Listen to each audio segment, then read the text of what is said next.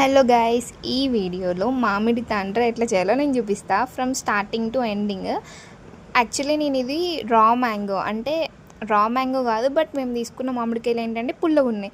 So అది పప్పులో వేయడానికి కుదరదు అండ్ నార్మల్గా తిన్నా అవి వేస్ట్ అయిపోతున్నాయి. సో నేను ఇట్లా కొత్తగా ట్రై చేద్దాం అనుకున్నా. నేను యూట్యూబ్లో సెర్చ్ చేసా పుల్లటి మామిడికాయలతో మామిడి తాండ్ర చేయొచ్చా లేదా అనేసి, బట్ ఒక్క వీడియో కూడా లేదు అందులో.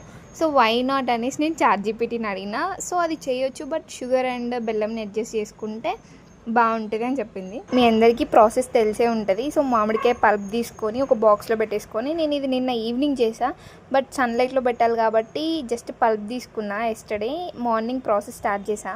పల్ప్ని వేట్ చేసి అందులో మనకి పులుపుని బట్టి షుగర్ అడ్జస్ట్ చేసుకుంటే సరిపోతుంది.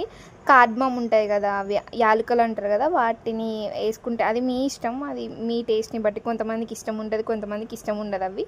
సో నేను ఫస్ట్ యాడ్ చేయడం మర్చిపోయినా, సో సెకండ్ దాంట్లో యాడ్ చేసా.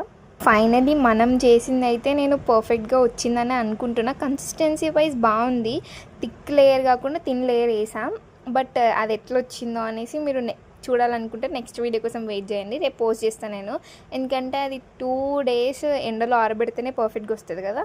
సో చూస్తున్నారు కదా, నేను ఒక్క దాంట్లో సరిపోకపోతే సెకండ్ దాంట్లో కూడా మిక్స్ చేసా.